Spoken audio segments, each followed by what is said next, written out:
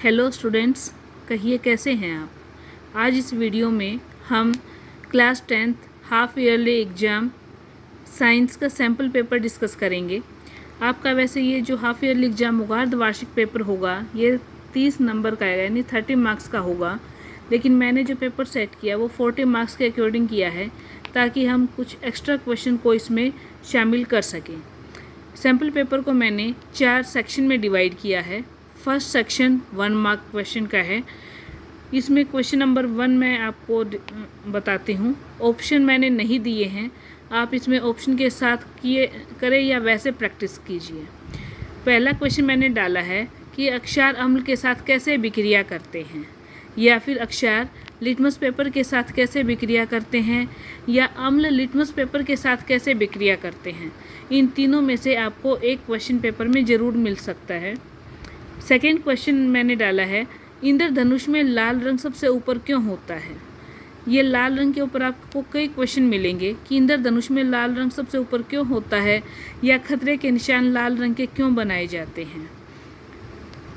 Third question है, जो पौधे या तो बीज बनाने की क्षमता खो चुके हैं, या जिनसे बीज से पौधे उगाना कठिन होता है, तो वो जनन के लिए कौन सी विधि को अपनाते हैं।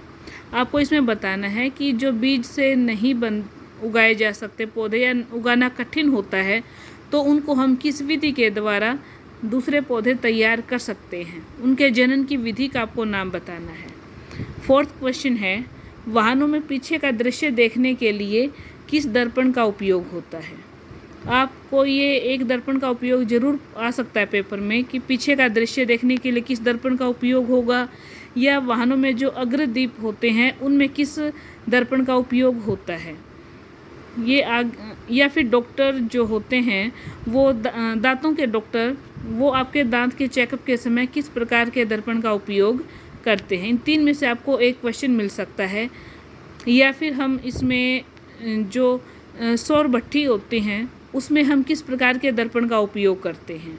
यहाँ से आपको एक क्वेश्चन ज़रूर मिल जाएगा। क्वेश्चन नंबर 5, नर में शुक्राणु का निर्माण कहाँ होता है।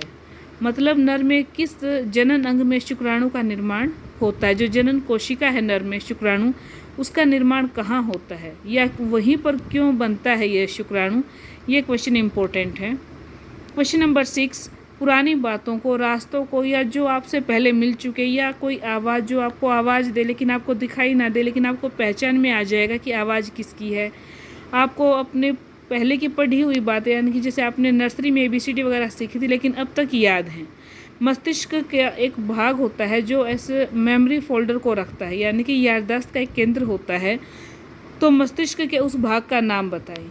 मस्तिष्क के जितने भी भाग हैं उसमें से किसी एक भाग का कार्य आपसे पूछा जा सकता है। इम्पोर्टेंट क्वेश्चन आता है ये भी। क्वेश्चन नंबर 7, शरीर की मांसपेशियों में कभी कभी ऐंठन आ जाती है। आप कभी कई महीनों बाद अगर रेस लगाते हैं तो आपके पैरों में ऐंठन आ जाती है, शरीर में ऐंठन बन जाती है। तो वो किसके कारण बनते, क्या ऐसा शरीर में बन जाता है कि आपके शरीर में ऐंठन बनती है, आपको उसका नाम बताना है। क्वेश्चन नंबर 8, POP का एक उपयोग बताइए। कई बार POP का उपयोग या इस POP का पूरा नाम ये ज़रूर आता है पेपर में, या इसके निर्माण की विधि। क्वेश्चन नंबर 9, गंध विकृता यानी कि रेंसिडिटी क्या होती है। क्वेश्चन नंबर 10, बेकिंग सोडा का सूत्र लिखें। आपको बेकिंग सोडा का सूत्र, या बेकिंग सोडा या बेकिंग पाउडर में अंतर, ये क्वेश्चन आपको मिल जाता है। या इनका उपयोग क्यों किया जाता है। पकोड़े वगैरह बनाने में हम उनको क्रिस्प करने में प्रयोग करते हैं, तो क्यों करते हैं ये आपको बताना है। क्वेश्चन नंबर 11, दर्पण कितने प्रकार के होते हैं, नाम लिखें।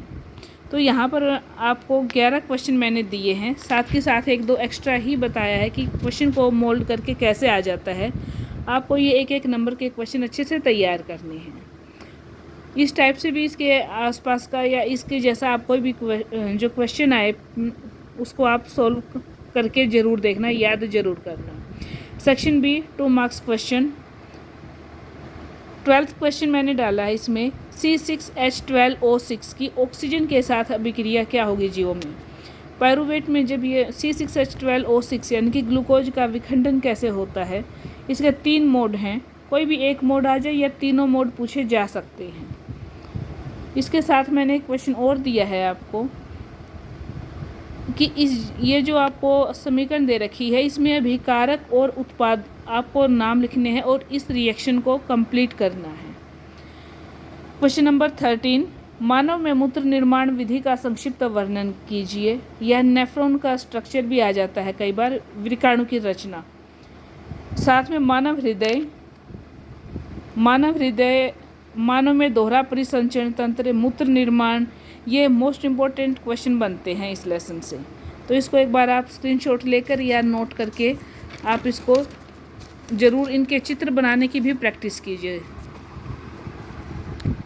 क्वेश्चन नंबर 14, अवतल दर्पण में किसी वस्तु के प्रतिबिंब के लिए नए कार्तिक चिन्ह परिपाटी का उपयोग करते हुए किरण आरेख बनाना है।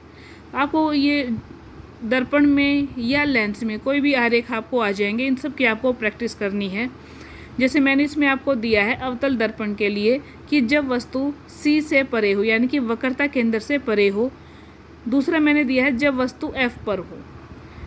नेक्स्ट हमारे पास आता है सेक्शन C, 3 मार्क्स क्वेश्चन है। 15 क्वेश्चन इसमें डाला है, प्रकाश का अपवर्तन किसे कहते हैं। कांच की पट्टिका यानी कि स्लैब द्वारा प्रकाश के अपवर्तन का वर्णन कीजिए। कांच की पट्टिकाएँ या फिर प्रिज्मकाएँ, प्रकाश के अपवर्तन के ये 2 आपके प्रैक्टिकल भी होते हैं। इनमें से आपको एक पेपर में ज़रूर मिल जाता है, हाफ ईयरली में भी मिलेगा और फाइनल के लिए भी मोस्ट इम्पोर्टेंट है। क्वेश्चन नंबर 16, दर्पण सूत्र क्या होता है, क्या यह समतल दर्पण पर भी सटीक बैठता है, वर्णन कीजिए। क्वेश्चन नंबर 17, मानव में दोहरा परिसंचरण तंत्र का चित्र सहित वर्णन करें। सेक्शन D, 5 मार्क्स क्वेश्चन आते हैं यहाँ पर। क्वेश्चन नंबर 18, हमारे दैनिक जीवन में pH का क्या महत्व है और अपच होने पर हम क्या लें जिससे पेट दर्द में आराम हो। इसमें आपको pH का महत्व और अम्ल क्षार में अंतर भी आ जाता है कई बार, तो उसको भी आप एक बार पढ़ लें। क्वेश्चन नंबर 19, अनुवर्तन किसे कहते हैं, प्रकाशानुवर्तन और गुरुत्वानुवर्तन का वर्णन करें।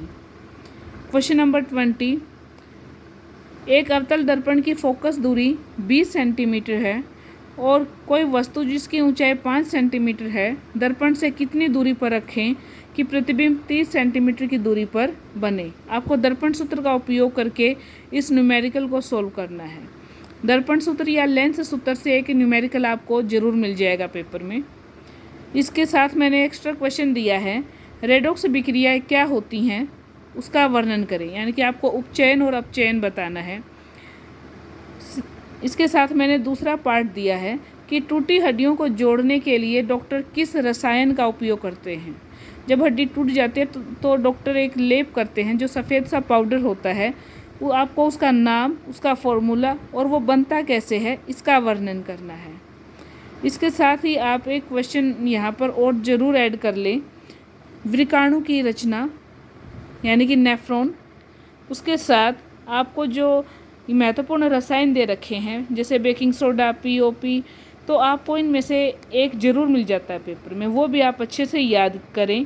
एक आपको दर्पण सूत्र पर न्यूमेरिकल मिल जाएगा, इनकी भी आप प्रैक्टिस ज़रूर करें। और इसके बाद आपको जो आपका जैव प्रक्रम वाला लेसन है, इसमें से आप जो डायग्राम बनते हैं, डायग्राम और जो आपके तंत्र हैं शरीर के, उन सब का ज़रूर अध्ययन करें, चित्र सहित अध्ययन करें। ये मोस्ट इम्पोर्टेंट क्वेश्चन बनते हैं। उम्मीद है कि आपको ये सैम्पल पेपर हेल्प देगा। अगर आप इसको अच्छे से करेंगे तो आपके लिए काफ़ी फ़ायदेमंद होगा। Thank you.